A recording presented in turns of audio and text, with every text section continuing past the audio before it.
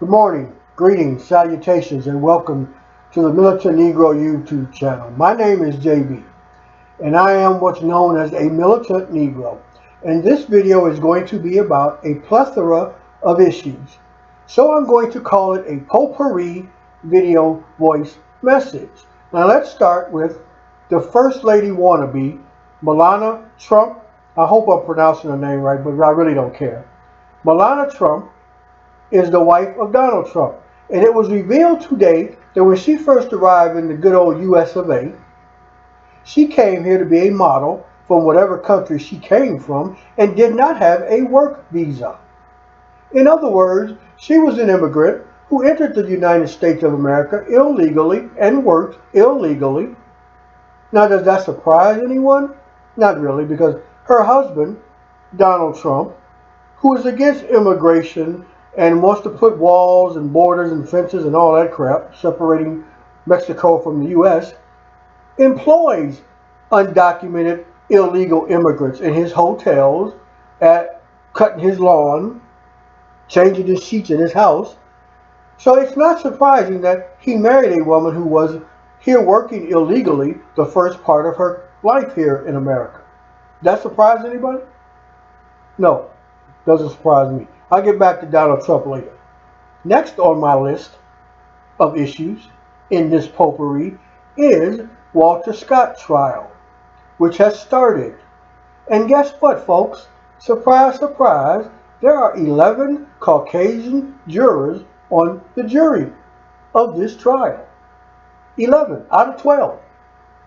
11 Caucasian jurors in a trial where a Caucasian cop shot and killed a Negro in the back as he ran away. What about that surprises anybody?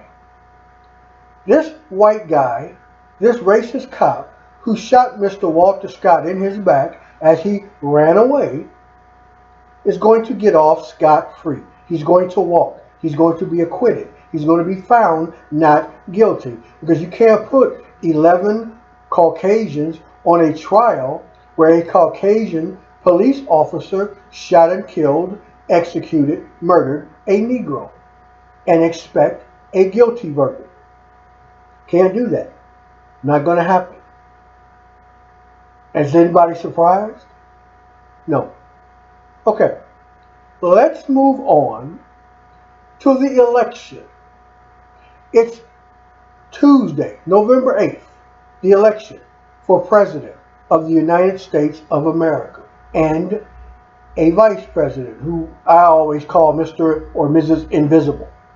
Now, the GOP and the Republicans are telling you that there are only two people you can vote for and expect them to win. Donald Trump, Hillary Clinton. The GOP and the Republicans are not letting you in on the secret that there is a third party. And no, it's not Gary Johnson and those goofy libertarians. Sorry, but it's not them. It's Dr. Jill Stein and Ajamu Baraka. Stein Baraka, Green Party US. You can vote for those two people. You can vote Green Party. There is a third option besides GOP Democrats. Now, the mainstream media is not telling you this because the people who own and pay the salaries of the mainstream media do not want you voting for a third party. They want you voting for the people they want to have in office.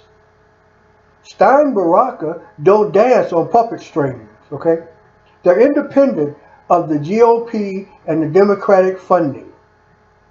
They were excluded from any debates because they're not in the old boys club.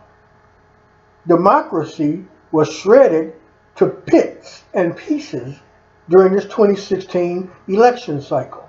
There was no democracy. You vote for who we tell you to vote for, or we're going to slap the shit out of you. We're not going to allow Stein Baraka in a debate. We're not going to allow Stein Baraka to get TV ads. We're not going to have anybody of any worth donate money to their organization, their campaigns. We don't want that. We're going to keep Stein Baraka hidden. Yes, that's democracy in America. You know what I'm saying? Donald Trump has no business being a president. None whatsoever. He's Hitler in a blonde hairdo. He has some of the worst ideas, says some of the dumbest shit out his mouth, and looks the most ridiculous of any president since Ronald Reagan. Hillary Clinton. She's a murderer. She's a war criminal. She's a racist. She's just downright nasty. And she's a liar. And she hasn't even been in the White House as president yet. And she's accomplished all those things. But America is going to vote for her. She's going to win. And she is going to immediately commence to sending this nation down the toilet, even further than Barack Obama sent it. And yes, I voted for Barack Obama in 2008 because I bought his bullshit. I bought it hook, line, and sinker. I thought he was going to be a savior. Turns out he's just an ordinary man dancing on puppet strings for everybody else who holds those puppet strings. And I voted for him again in 2012 because the only option in my mind was Mitt Romney. But that's because I was not informed, I was not educated about the Green Party and Dr. Jill Stein. I just learned about Dr. Jill Stein about a year ago. And that's when I decided I need to investigate who Dr. Jill Stein is. And at the time, she didn't have a running mate. But as soon as she picked a Jamu Baraka, and I already knew about him, I knew she was the one for me. So on September 26th, I voted for Stein Baraka. And let's be honest here. I know they're not going to win. Nobody in politics, none of the leaders, none of the people who actually run this nation want Stein Baraka in the White House. So they won't make it. But I voted for them knowing that I voted for the right people. The right people don't always win. But I voted for the right people. And I sleep good at night. I have no second thoughts about who I voted for. All that garbage that they feed you from time to time about wasted votes. And if you vote for Stein Baraka, you're voting for Hillary Clinton or Donald Trump. Well, that's just stupid. A vote for Stein Baraka is a vote for Stein Baraka. It's not a vote for any other party or candidate. And your logic, common sense, and critical thinking ought to be telling you this. Why do you think these campaign machines have spent all this money to drag Stein Baraka through the mud, or keep them from debating, or keep their voices and their platform from being heard? Because they're fearful of those two. Stein Baraka is a threat to the establishment. You can stop all that if you vote for Stein Baraka. You think it's a wasted vote? Think about this. If everybody who's disappointed, disillusioned, disgusted, pissed off with the Democrats and the GOP were to vote Stein Baraka and Green Party US on November 8th, guess what happens on November 9th? Yes, Stein Baraka win in a landslide because nobody is voting for those other two idiots. Yes, if you, and I'm talking about you, vote Stein Baraka on Tuesday, November 8th, on Wednesday, November 9th, they win. So how is that a wasted vote? Come on, people, wake up. Use your Google, your Bing, your Yahoo, your Google Chrome, or whatever it is you use as a browser search engine. Use that to research and investigate Stein Baraka and the Green Party US. You still got a couple of days. You don't have to vote for the two people the establishment and the elitists are pushing down your throats. Ask yourself, why has Stein Baraka been omitted from everything to do with democracy? Yes, ask yourself that question. Next, I'm coming to the Chicago Cubs. Congratulations on winning the 2016 World Series. You did it in pure Cubbies style. Down to the last minute, down to the last out. Nothing is ever easy for Chicago Cubs or their fans. And I'm hoping that Theo Epstein and the Cubs front office don't screw this up like the Chicago Bears and the Chicago Bulls did when they had a dynasty in place. 84, the Bears won the Super Bowl in grand fashion. Their whole season was magical, much like the Cubs. They set records. They did things no other NFL team had did. 85, they tore the team apart. Sold this one here, sold that one there, let this one go. Demolished what could have been a dynasty in football. Bulls, Jordan era, 2 3-peats. And they could have still been going had they done things to keep the winning attitude and the winning players in Chicago. They didn't. It's almost like they were tired of winning championships. So the Bulls decided to let everybody go and sell everybody off. And haven't been worth a damn since. White Sox, they won a championship, a World Series. I don't know what happened to them. It's just like they disappeared. But I don't believe it was management's dismantling the team. I just think they had a fluke year. Blackhawks in Chicago are the only team who consistently tries to keep a winner on the ice. And they have won a lot of championships, a lot of Stanley Cups.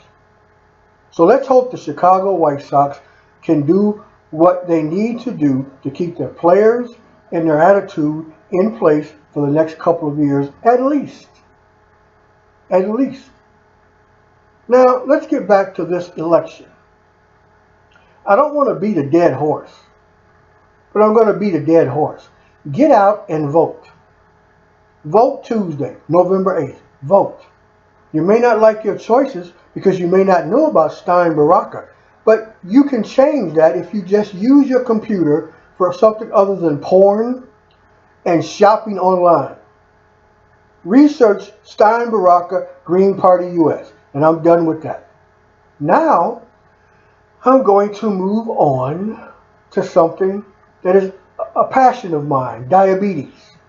I've made videos about diabetes because I have diabetes. I was hard-headed. I didn't take care of my diabetes. I lost 2 toes. Both of my great toes on each foot has been amputated because I was dumb, stupid, ignorant, unread, just not going to do what the doctor suggested I do. And that's take care of myself. My eyesight is leaving me. I'm going blind. Slowly, but it's happening. Because I waited from 2008 to 2012, I did nothing about diabetes. And in that time frame, I allowed things, diabetic, complications from diabetes, to get into my body and ravage it. So, my eyesight is going. And I'm trying to tell you people who don't go to the doctors, don't check yourselves out, who have a history of diabetes in the family, get to a doctor and get tested. Get to a doctor and get a checkup. I'm not bullshitting here.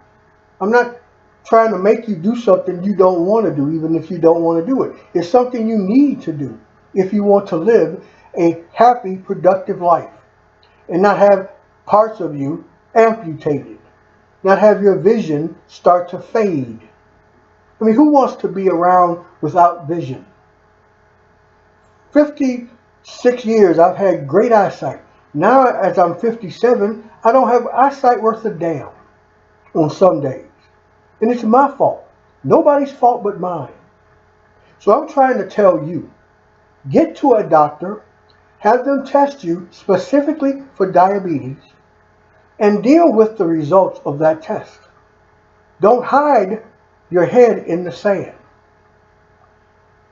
Knowledge is power. Just like voting is power. You can't go in a voting booth and cast a vote and not feel empowered when you walk out. You are deciding what happens, unless you live in Florida where they decide for you. Voters, you need to get out there and vote. You can't change anything sitting at home. Even if you go into the booth and write in Mickey Mouse's name, at least you're doing something constructive. You can't sit at home, not vote as a way of protesting or as a way of saying I don't like the candidates, and then expect anything to change next year. You have to be in control as much as you can who takes that oath of office. You can't do it if you don't vote. And yes, I'm going to use this. I'm going to trot out the civil rights thing. People have died for the right for other people to vote. So it would be a disappointment to the deaths of those people, a dishonoring of those people if you sit on your ass and don't vote because you pissed off or because you think you're going to protest. Well, guess what? Protesting by not voting gets you jack shit. And when you get jack shit, there's nothing you can complain about because you knew you were going to get jack shit. You don't vote, you don't have a right to complain. That's a cliche, but it's a fact.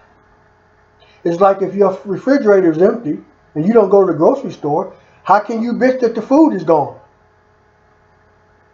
Yeah, that makes perfect sense. Black on black crime versus police genocide of people of color. Black on black crime has nothing to do with cops killing people of color. And here's why. Black on black crime are Negroes killing Negroes for whatever dumbass reason. The difference being law enforcement, police officers, when they kill somebody they have sworn to protect and serve and are being paid to protect and serve, they violate all kinds of laws and ethics and everything. They're held to a different, higher standard than the average Joe on the street with a handgun killing his own kind. These are law enforcement officers paid to protect us, and they turn around and kill us in record numbers. The month of November is 5 days old, and we have had 13 people killed by police officers, bringing the total this year to 975. Let me repeat that. October is 5 days old, 11 people have been killed by cops. Think about it. Use your brains. Let that process for a minute.